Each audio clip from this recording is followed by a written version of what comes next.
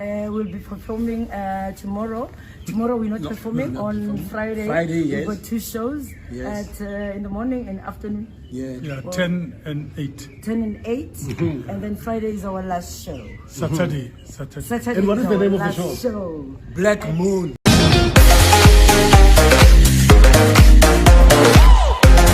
Welcome back to Sunny Live Chain. Thank you so much, guys, for tuning in. Well, guys, condolences messages are pouring in for ifamily ke baba ke uSeputla Sebugodi.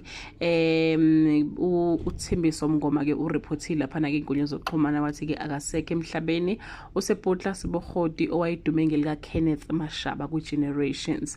The family of the veteran South African actor Seputla Sebugodi has confirmed that he passed away on the 15th of July 2026 due to complications related to diabetes.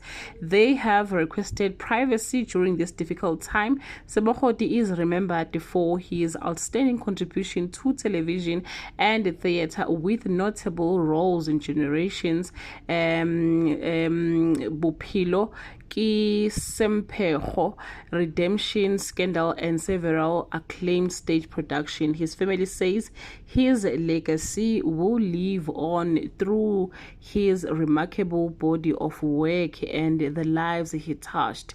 Well, guys, izona ke bakithi indaba ke ezingekho mnandi ke ezingenayo ke namhlanje ukuthi ke ubaba ke uSeputla Sebugodi akasekho ke emhlabeni, kulandela ke ugula ke isikhashana noma ke kulandela ke ama complication are related to isifo sikashukela. Sike sambona ke la inkundla zokuxhumana circulate abantu bethi ke akekho right, abanye bathi hayi bekade actor, so it was a character kade idlala, so beziningi izinto kade ke zishiwo kodwa bebonakala yena ukuthi cha akekho right. So ke ifamily ke has confirmed ukuthi ke akasekho ke emhlabeni ubaba ke uSeputla Sebugodi. Thina ke abaningi ke I generation endala simazi ke kwi generation endala, hayi le manje, not I generation the legacy but I generations ayidlala khona ke indawo ka Kenneth Mashaba, umnyeni ka Dinewo Mashaba uDini. So there is way ke simazi ke khona noma ke saqala ke ukumazi khona ke thina ke leya generation ke endala, ayilanda wayidlala ngempela. Abantu abaningi ke nje namhlanje besambiza ngokuthi ke uKenneth Mashaba because of the role ayidlala lapha ke kwi Generations. And currently or recently, guys, kade ke idlala ke indawo yokuba ke ubaba ka Taps lapha ke ku eTV Scandal, nakhona futhi cha ushile ke bakithi ke ulayini ukuthi cha uya actor ke lo yababa.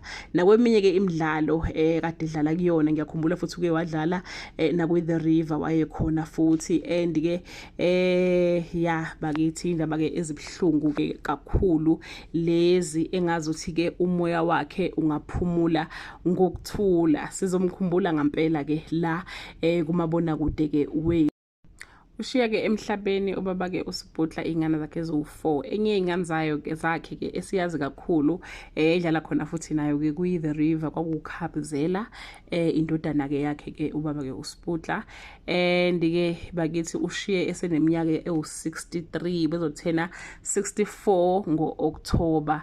Bakithi kubhlungu ngempela, izifo lezoshukela ke zibuye zibeke nzima kakhulu.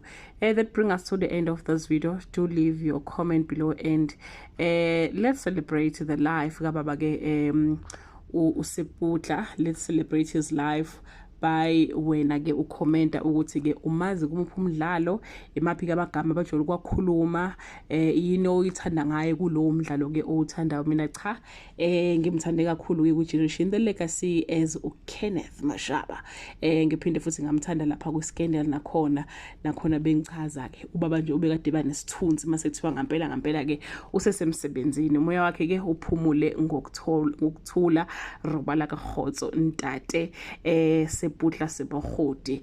Bye.